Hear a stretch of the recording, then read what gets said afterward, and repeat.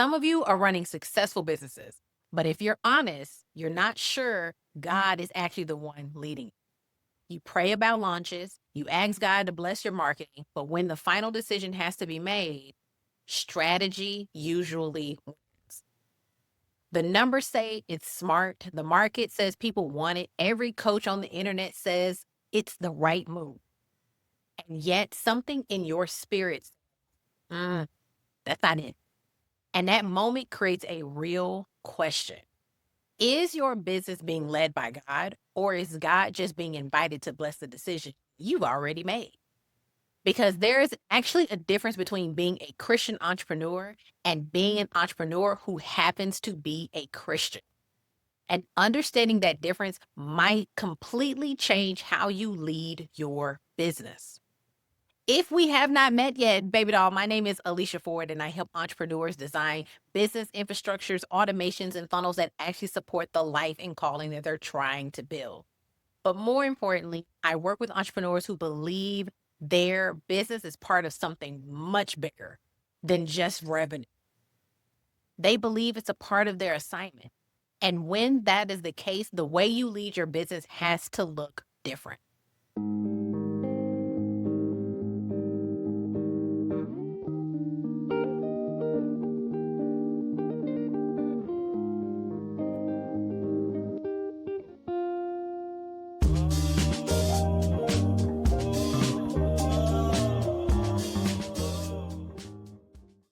The first thing we have to understand is the order of authority.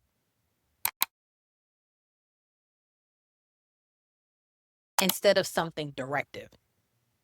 They pray about launches, they ask God to bless their marketing, but the business itself is still being led by strategy, trends, and ambition.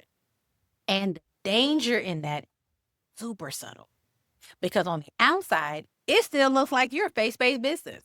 You're still praising the Lord, you're still saying he leads everything, but the real question is, who actually has the final authority in the decisions?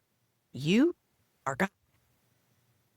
And this is where fear can kind of creep in because letting God lead your business sometimes means doing things that does not look logical.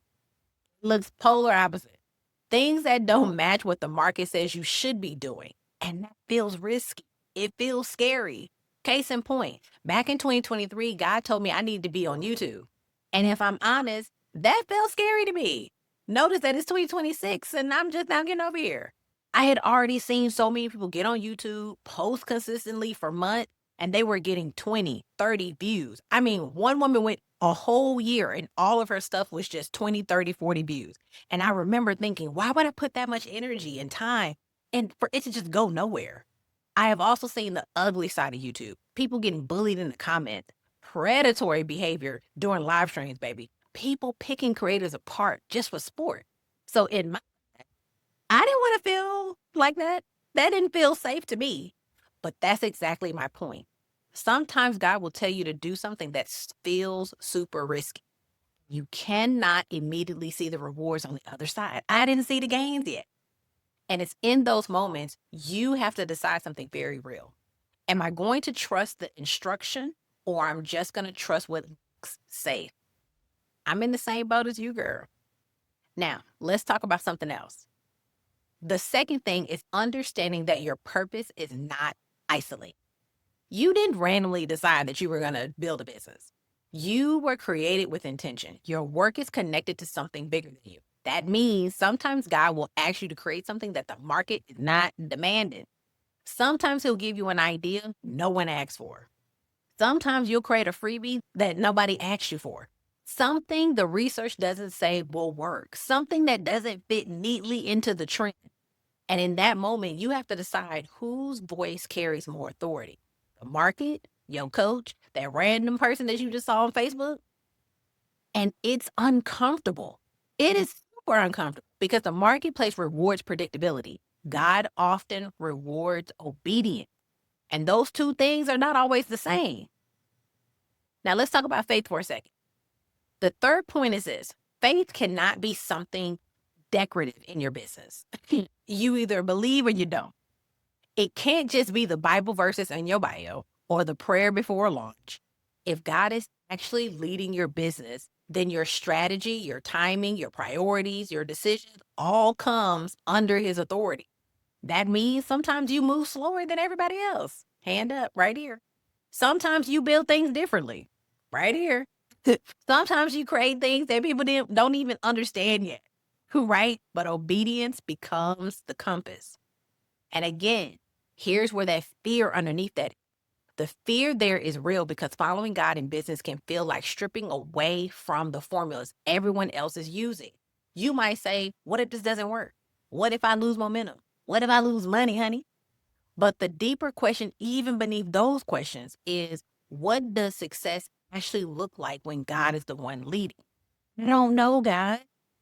This don't feel right. This don't look like it'll work. I know exactly what that tension feels like, boo boo.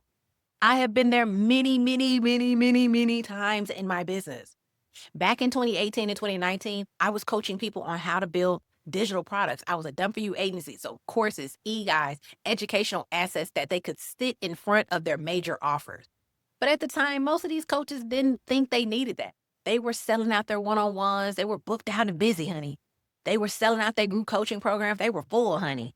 So digital products just felt optional to them. A digital product was just a lead magnet. And it was hard trying to convince them of anything else. And I preached for 2 years. And they just weren't thinking about full courses or educational products that could support their bigger offers. And like I said, for 2 years, I stood on my soapbox and I preached loud. And then I pivoted because I got tired, because it didn't seem like the market was responding. And then 2020 hit, COVID happened.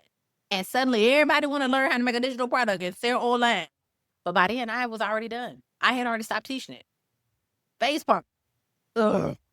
And I remember thinking to myself, if I had just endured a little longer, if I had just stayed patient with the assignment God gave me, I might have been sitting very differently financially right now. Okay.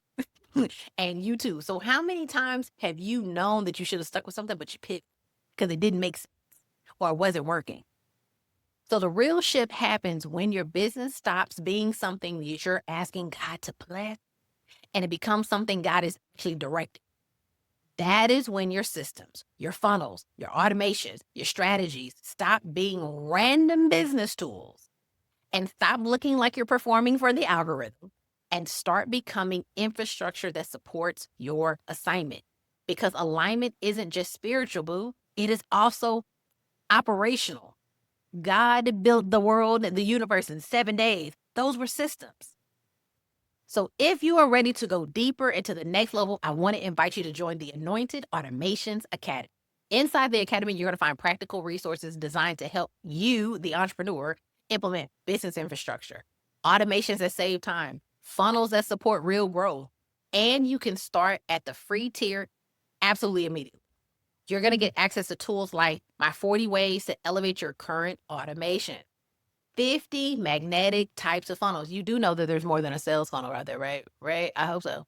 So if you're ready to start building a business and you're ready to take your business to the next level and you're ready to align that business to God, to your calling, I want you to join Anointed Automations Academy. The link is in the description and I'll see you inside. Until next time, Dollface. I love you. Bye.